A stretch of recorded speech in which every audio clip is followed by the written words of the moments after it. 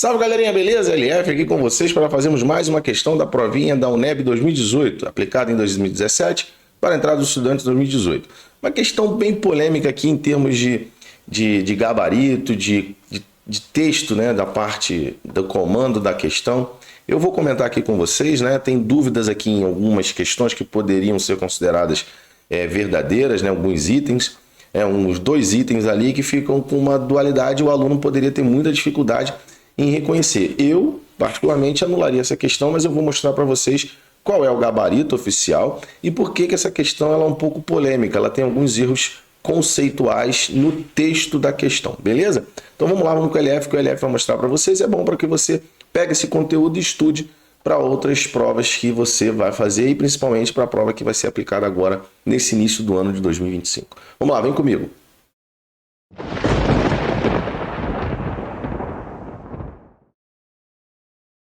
Beleza, galera? Vamos lá. Vamos falar dessa questão aqui que trata sobre uma equação que é muito comum em vários vestibulares do Brasil, né? Aqui no Rio de Janeiro, essa equação ela é muito cobrada numa provinha que a gente tem aqui de uma Universidade Estadual do Rio de Janeiro, que é o UERJ.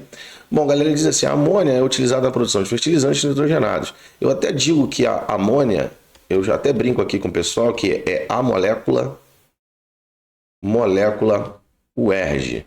Então, cai muito, vários anos a molécula da amônia cai de diversas formas de contextualização. Bom, ele diz assim, que ela é industrialmente obtida, né, a partir de nitrogênio e hidrogênio gasosos, né? Quem inventou esse método foram dois cientistas alemães, Haber e Bosch. Então, Fritz Haber e Carl Bosch. Essa reação, ela é reversível, tá? Ela é reversível. Vamos equilibrar essa equação aqui, colocando seus devidos coeficientes estequiométricos, porque a gente vai precisar disso, tá? Eu vou pegar essa equação aqui e vou colocar lá na outra folha, já, ó. Vou pegar ela aqui, ó, Ctrl C, e vou jogar aqui na folha onde nós temos as opções, tá? Vou trazer ela aqui para baixo, porque daí a gente vai precisar dela aqui. Mas vamos continuar a leitura da questão. Em uma das etapas dos processos, né? A mistura dos três gases é resfriada até que toda a matéria-prima se converta no produto condensado. Para começar, como é uma reação reversível, a gente não vai ter a conversão completa dos reagentes. Fato. Então a questão ela já comete um erro. Porque essa é uma reação reversível. A gente tem uma temperatura ideal para essa reação que é aproximadamente 500 graus Celsius, tá? É uma temperatura mais ou menos, se eu não estou enganado, a pressão é de 200 atm. Então, essas são as condições ideais para que essa reação tenha o maior rendimento, tá? O maior rendimento que não é de 100% como a questão coloca para a gente, tá? Então, a questão ela dá essa ideia.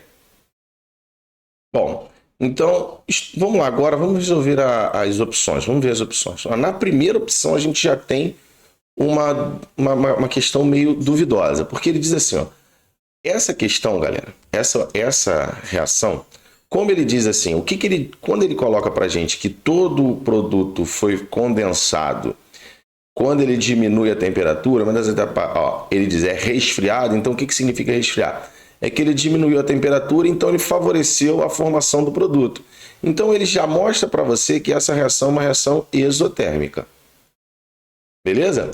Aí ele vem aqui na primeira questão e diz a pressão parcial. O que é pressão parcial? Pressão parcial é a mesma coisa que a gente tratar a quantidade. Beleza? Então ele diz assim, a pressão parcial da amônia aumenta com o resfriamento da mistura. Ele disse isso no texto para a gente, que aqui a gente tem a conversão de todo o produto condensado com a diminuição da temperatura. Então essa é uma questão que o aluno poderia marcar como verdadeira. Tá? Vamos para a questão 2. O resfriamento da mistura gasosa é feito até temperatura ambiente. Não.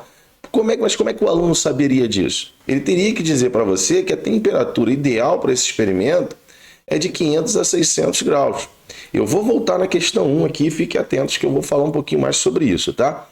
Bom, para cada mol de gás nitrogênio, que reage, forma-se triplo de amônia. Não, forma-se o dobro. Então essa aqui nitidamente está incorreta. Bom, na questão 4 ele diz assim, o resfriamento da mistura favorece a reação no sentido do decréscimo da quantidade de moléculas. Olha só, quantas moléculas a gente tem aqui? A gente tem 4 vezes 6 vezes 10 a 23 moléculas desse lado. E aqui desse lado, quanto a gente tem? 2 vezes 6 vezes 10 a 23 moléculas desse lado. Então, quando ele resfriou, o que ele falou? Quando ele diminuiu a temperatura, ele favoreceu o produto. E no produto, realmente, a gente tem menos moléculas. Então, essa também aqui, o aluno pode considerar o quê? Verdadeira.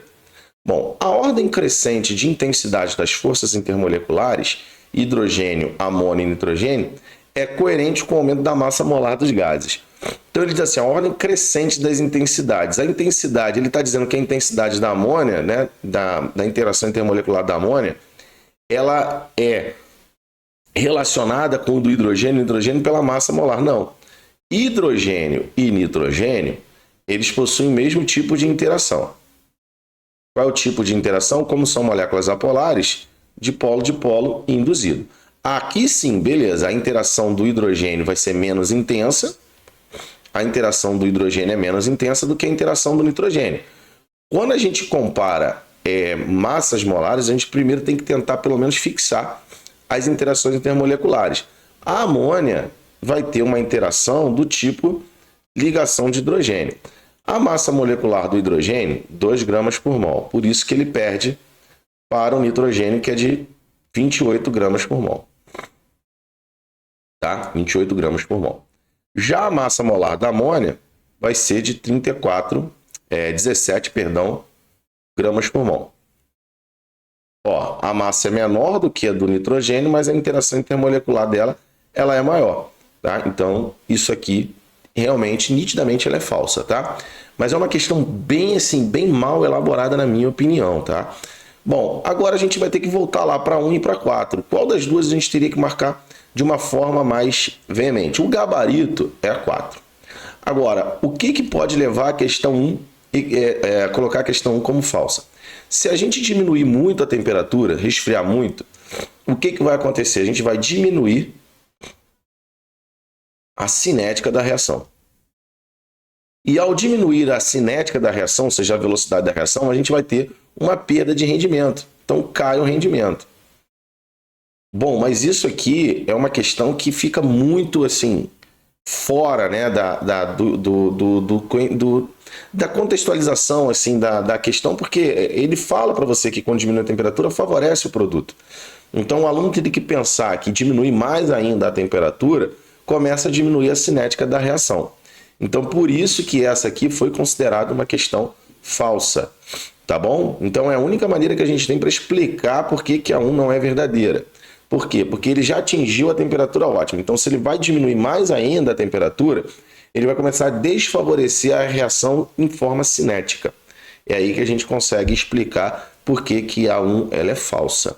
Tá bom? Então, aqui nós temos a opção 04 como opção verdadeira. Beleza, galera? Então, é uma questão bem polêmica, tá? Tem um erro conceitual no início dela, tá bom? Eu já expliquei para vocês que a reação de formação da amônia é uma reação reversível, então não dá para a gente formar todo o produto não vai ser gerado, não é assim que acontece, tá? A gente ainda vai ter reagentes ali no meio reacional, tá bom?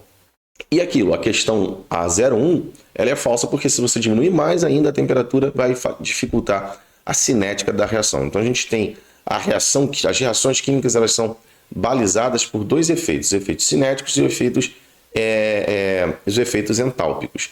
Então, a entalpia, né, de uma reação, né, e ele vai levar para a gente se a reação é espontânea ou não. Então, reações com ΔH negativo tendem a ser mais espontâneas do que reações com ΔH positivo. Então, a gente está falando de espontaneidade, que vai acontecer ou não vai acontecer. Agora, a cinética diz para a gente quão rápida vai ser essa reação. Então, se você diminui muito a temperatura, você desfavorece a reação cineticamente. Então aí o produto vai ficar menos favorecido. Belezinha? Vamos lá, vamos para a próxima questão.